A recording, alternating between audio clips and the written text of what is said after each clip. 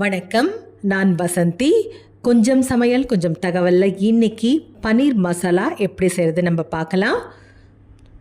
அதற்கு தேவையான பொருட்கள்: பன்னீர் எடுத்திருக்கேன், வெங்காயம், பச்சை மிளகாய், இஞ்சி பூண்டு, மிளகு, தனியாத்தூள் எடுத்திருக்கேன். கொஞ்சம் தேங்காய் மட்டும் நம்ம சேர்த்துப்போம், அது கடைசியில் சேர்த்துக்கலாம்.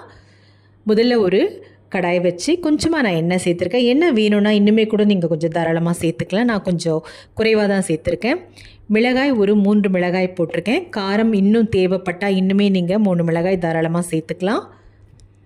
அந்த பச்சை மிளகாய் வதங்கின பிறகு பூண்டு பற்கள் நான் ஒரு 8 பற்கள் தோல் உரித்து எடுத்திருக்கேன். அதை நான் சேர்த்துட்டு இஞ்சி ஒரு அரை அங்குலம், அதை முதல்ல வதக்கிடுவோம். நம்ம இளந்தீல வச்சு நிதானமாக வதக்கிடுவோம். பன்னீரை வகை வகையாக நம்ம செய்யலாம். இன்னும் வரும் காணொளிகளில் அதை நம்ம பார்க்கலாம். இது ரொம்ப எளிமையாக செய்யக்கூடியது, அதனால் இது முதல்ல நான் செஞ்சு காமிக்கிறேன். வதக்கிறதால வெங்காயம் ரொம்ப நான் மெலிதாக நறுக்கலை, கொஞ்சம் தடிமனாக தான் எடுத்திருக்கேன். ஏன்னா அதை நம்ம அரைக்க போகிறோம், விழுதாக அரைக்க போகிறோம்.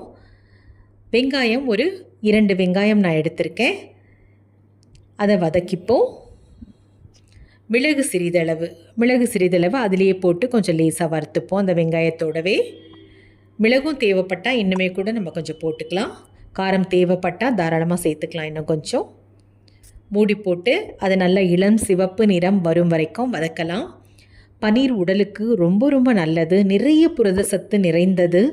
முக்கியமாக இதய நோயாளிகளுக்கெல்லாம் மருத்துவர்கள் சொல்கிறது நிறைய பன்னீர் எடுத்துக்கோங்க. வாரத்தில் 2-3 நாட்கள் புரத சத்து உங்களுக்கு நிறைய தேவை. ஒரு சர்க்கரை நோயாளியாகட்டும், இதய நோயாளியாகட்டும், அவங்களுக்கெல்லாம் புரத சத்து நிறைய வேணும்.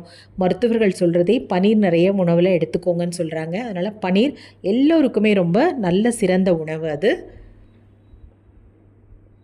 அது ஆறட்டும். ஆறின பிறகு நம்ம அரைச்சிடுவோம். தேங்காய் பார்த்திங்கன்னா சும்மா ஒரு கைப்பிடி அளவு, கைப்பிடிக்கும் கொஞ்சம் குறைவான அளவு தான் நான் தேங்காய் எடுத்திருக்கேன். அதன் கூட இந்த வதக்கினதையெல்லாம் சேர்த்து விழுதாக நம்ம அரைச்சி எடுத்துப்போம்.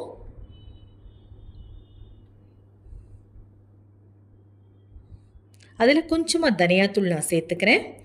அந்த தேக்கரண்டியில் ஒரு 3/4 கரண்டி தனியாக நான் சேர்த்துக்கிறேன். இதை தண்ணி சேர்த்து நல்லா மிருதுவாக அரைச்சிடலாம். ஒரு கடாய் வச்சு, கடாயோ பாத்திரமோ எது உங்கள்கிட்ட சௌகரியமோ அதை எடுத்துக்கோங்க. எண்ணெய் நான் குறைந்த அளவு தான் நான் சேர்த்துருக்கேன். அந்த தேக்கரண்டியில் ஒரு 3/4 தேக்கரண்டி, இன்னுமே கூட ஒரு குழிக்கரண்டி எண்ணெய் தாராளமாக சேர்த்துக்கலாம். பட்டை, லவங்கம், சோம்பு சிறிதளவு நான் சேர்க்குறேன். முதல்ல கருவேப்பிலை கொஞ்சம் சேர்த்துக்கலாம்.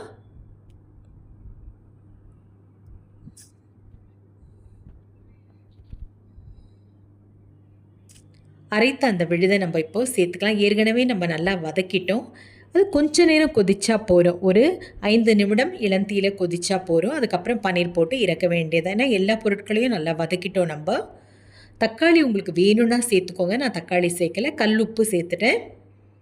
இப்போ மூடி போட்டு மஞ்சள் தூள் சிறிதளவு மூடி போட்டு கொஞ்ச நேரம் அது நல்லா கொதி வரட்டும், மூடி வைக்கலாம்.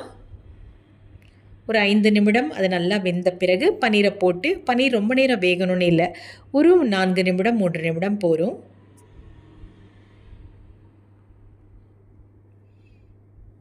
இப்போ பன்னீர் துண்டங்களை நம்ம சேர்த்துக்கலாம்.